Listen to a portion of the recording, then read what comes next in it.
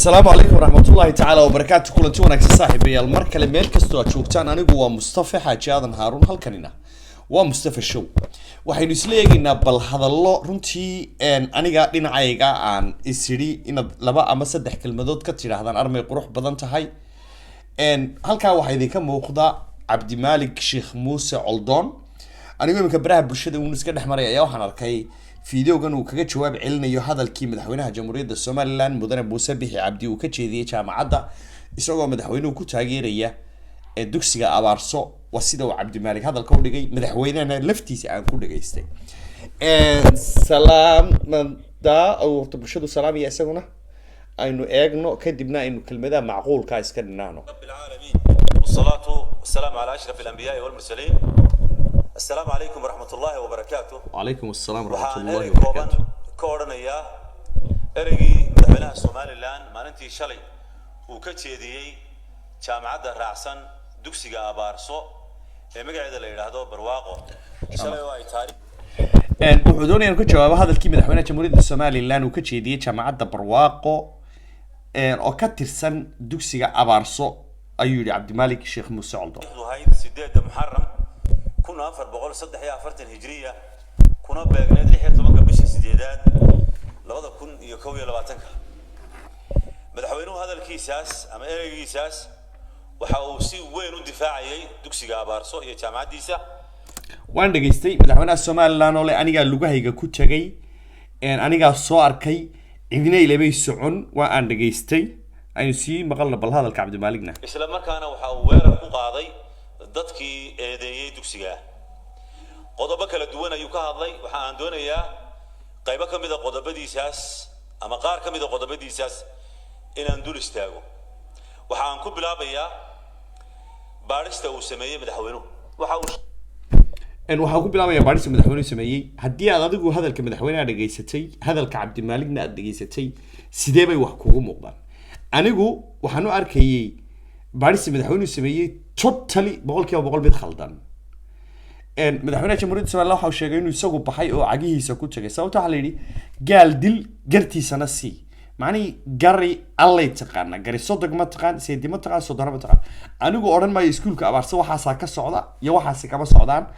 oo taama ka jawaabayo laakiin madaxweynuhu baarista uu sameeyay boqolkiiba boqol uu ku khaldan wuxuu yiri intaan hadalka Cabdi Maalik aan galin waan dhageystay hadalka Cabdi Maalik si weyn waan u dhuuxay madaxweynuhu wuxuu yiri aniga baxay oo tagay oo soo eegay hadalka Cabdi Maalik intaan dhageystay madaxweynaha dhageystay saakay madaxweyne waa sax oo dalka adiga mas'uulka meesha doonto waad mari kartaa laakiin waxaad ku gaftay oo aad kalsooni darro ku riday oo aad shaqooyinkoodii ka xanibtay wasaaradii diinta iyo waqaafta oo meelaha khaladaadka ama waxyaalaha diinta islaamka soo horjeeda laga ay ahayd waajibaadkeedu inuu guto waxa aad ku gaftay oo aad meel uga soo jeesatay hadii bulshada reer Soomaaliland isqabato oo laba gurubood waxay doonaan baa isku qabteen wasaaradii cadliga ee labada qolo u garqaadaysay tii ay qaban lahayd hay'adahaagii sirdoonka ee ku soo warrami lahaa ama sirta ku keeni lahaa ama dhagay lahaa meelahaas oo dhan hawshoodii baad adigu u kacday oo qabatay wasaaradaadii arrimaha gudaha ee loo baahnaa inay meelaha wax dhalila ka yimaadaan iyadu u kurgasho dhan baad ayaad iyadiina ka talawday waa aad tagtay madaxweyne waxaad tiri waan soo eegay horumar ballaaran ba ka socda diidi mayno horumarka meel ka socda Soomaaliland ka socda waxaan leenahay way soo dhaweynaa laakiin ma ahayn runtii inaad adigu intaad baxdo soo eegto isla adigu aad marxaati furto sababta madaxii ugu sareeyay dalka tahay marka ay imka qoladan Cabdi Maalik iyo gulubka taageersanay ay wax soo bandhigaan ilaa dalka waa la wada ilaalinaya oo qolo kale ima ilaalinayso ay dhadaan halka Khalid baa ku jira adigu waxaad ahayd kii maxkamadda sare marka la soo tago go'aanka u dambeeya noqon lahaa laakiin kii intuu soo istaago lahaa waxa soo lagu saxay maani bulshada inaad u kala hiiliso كوما راعين. شاقي. كدي مركي ومغلي هذا الهينتا أما هو أركي هذا الهينتا كجرتا دكسيجا أبارسو أيا وحا وشاقي إنه لوجيه سكوت تجي كلجي سيوسو قاعد وحا هالكا كصودا. لحنا كلجي. وحانو شاقي إنه يوصل بحدين النتيجة إن هالكا ساعتها ميل وناكسن ولوجوها يو وح قدنا ومدة يو إسلام كبا okay abaarso eedda loo jeedinayo inaad hore u dhegaysateen oo ma garanaye eedda loo jeedinaya way ka culus tahay wax aan faaqtay intuu madaxweynaha sheegaysa 5 kun madaxweynaha iska gala yiraahdaan aniga soo arkay sababta ah meel eedda loo jeedinaya waa eed ka soo horjeeda diinta islaamka iyo dhaqanka suuban iyo awaamirta oo Allah ina faray subhanahu wa ta'ala waa meel de waxa ay groupkani sheegayaan ay ku eedeynayaan ay tahay macni wax subhanallah waa meel uu yimid ki ugu weynaa waxaan dhidig lab u taga nin la qabo waa meel uu yimid oo soo caga dhigtay joogay hadii loo baahdo macni hadalka halkiisa loogu tagaa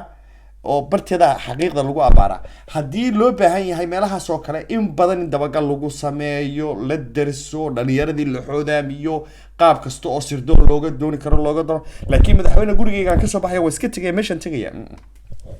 ma wax ka soconaya ay si dhigaysan haddaba natiijada uga soo baxday waxa ama baadhista lafteeda ayaa waxa aynu ama aan iska weydiinaynaa madaxweynuhu marka uu dalka joogo gooba uu dugsi booqanayo tusaale ahaan oo kale bal qiyaasa intuu joogi karaa saacad laba muddo kooban 3 saacadood bad ilaa saacad baa laga yaabaa inuu joogo dugsi maaligilkeed badhaad arabto maaligilkeed muddada yare kooban muxuu ku ogaan karaa waxyar xog ku ogaan karaa waxyar waxa la sheegay ee tirada badan sidee buu ku ogaan karaa muddada kooban taas waa taas qodobka labaadna waxa laga sheegay dugsigu de ma aha wax la taaban karo oo saa loo gacanta loogu taaban waxaan dugsiga laga sheegaya ma ahan wax la taaban karo Cabdiwali qoraal sida hadalkii markii hore u dhageystay bilow ilaa dhameed waan dhageystay fiidiyoga waa 8 daqiiqo meelahaasi war ma aha khamri iyo xashiishad iyo de habla qaaqawan ama niman qaaqawan meel ugu tagaysay waa afkaar ka duwan afkaartaad adigu aaminsan tahay oo meesha taala oo la isku shubayo taas weeye taana deynta tagto qulubta dadka ma aqrisanaysid ama la arki karo badankood oo ma aha inuu hadduu meesha ugu tago wixii la sheegay inuu arkayo sidii maxaa khamri xashiishad dad wax leynaya hub saasma meesha waxa lagu hayaaba waxay u badan yihiin waxaan la taaban karin meesha waxa lagu hayaa waxay u baahan yihiin waxaan la taaban karaynin ma aha de inta tagto inaad barkiiba indhahaagu qabanay oo sa qabta xidha ma aha askartu de waxay dhibaato ku leedahay aniga madaxweynaha aan mucaarad iyo maxaafid midna kaga hadlay askartu waxay dhib ku leedahay iyagu kaara iyo madfac iyo qorun bay arkaan waxa ma leeyahay wax walba in ay touchable yihiin ama wax la taaban karo marka mushkilad arday dabada loo diray oo ku dhow 300 oo arday oo ka baxay dugsiga abaarso 3 milyan miyaan maqlay talo 3 milyan baa lagu kharash gareeyay Cabdiwali hadalkiisa waxa kamid ah kharash gareeyeen maxay inaga inooga baahan yihiin oo inaga faa'iidayaan waa mowduuc dheer oo runtii u baahan in la sii darso la faaleeyo waxyaalo badan la iska weydiiyo sababta cidina cid bilaash uma siiso hal senti hadii lagu siiyo Jarmalkana joogno raada given name given macni keen oho ama isi adna aan ku siiyo adduunku tawshin buu ku jira wax kala bedelasho ku jira marka de ama afkaar ha laga gado ama wax kale ha laga gade muhiimadu waxa weeye kulli dan baa laga leeyay oo lagu maalgeliyay in ka badan 30 milyan oo dollar 30 milyan oo dollar oo waxa ku qoslay Cabdiwali Musaaldon oo runtii xaqiiqa wuxuu yiri jacaylka ay noo qabaan 30 milyan oo dollar intay ka yimaadeen cirifka adduunka galbeed halka u dambaysa oo Afrika barigeeda yimaadeen oo iskool noo dhiseen oo 30 milyan oo dollar nagu qarash gareynayaan danta ay inaga leeyihiin waa maxay that is the point man that's the point oo uga jeedo madaxweynuhu maxaa lacag badan ayaa maxaa lagu maalgeliyay waaye kaba soo qaad baa lacag baa lagu maalgeliyay tira badan lacagta qoladii bixisay ma bilaa ujeedo bixisay ujeedo maxay adigu ka jawaab adigu lacagtaasi cidii bixisay ujeedo nooc ma bay noo siisay ujeedo sidee maxaa laga lahaa sababta ka dambeysay 30 milyan meel yar abaarsan yiraahdo Hargeysa duleedkeeda oo kooban in 30 milyan ardaydeeda lagu qaato oo halka la geeyo ujeedada ka dambaysa haddaan afkaar la isku shubeynin maxay tahay taas uu inuu weydiinay Cabdiwali Musaaldon ayay kala hayaan adigu bal ka jawaab daawo yani waxa weeye ma jacaylayna jecelihiin bay ayay maxay dugsiga ujeedada uu leeyahayna halkan aanu ka sheegayna ujeedadoodu waxa weeye inay soo saaraan dad iyaga la mida la fikira ka agdhow oo ay ku shubtaan kana saaraan wixii hore si ay ugu fushadaan mashaariicda ay doonayaan. Okay. taasina waa qodob kale kolley oo dee falsafad ba qof waliba gadanaya oo cid bilaash wax isu ma jirto. marka wuxuu yiri waxa ay ujeedada leeyihiin waxba inay jiil cusub oo iyaga afkaartooda qaata soo saaraan. Okay. dhinacyada nolosha oo dhan waxay doonayaan inay noo soo saaraan dadnay ay tahay ninka samaystay dhaqankiisa iyo fikirkiisa iyo wuxuu doonayo ayay doonayaan inoo soo saaraan. ma nin aan kala diinahay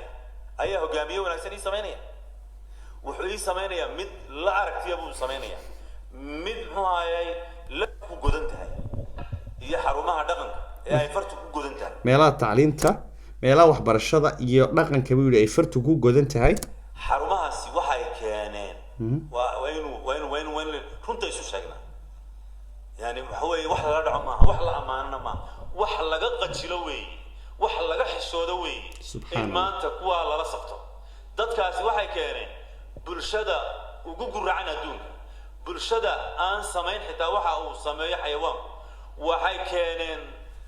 labka wax ka daya ama hungureeya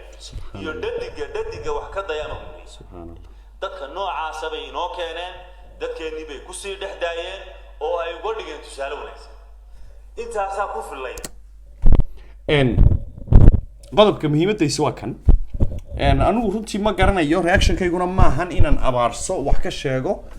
ama aan xarunta dhaqanka Hargeysa wax ka sheego laakiin anigu waxa weeye reactionkaygu madaxweynaha Jamhuuriyadda Somaliland jawaabtaasi isaga ma uu lahayn hadalka bartiisa loogu jaga xaqna ma lahayn sababtoo madaxii ugu sareeyay dalka hay'ad uu leeyahay constitution dawliya baa jira hay'ado kala wada madax banaan baa jira baarlamaan fulintii wasaaradii cadaaladda meesheedii joogta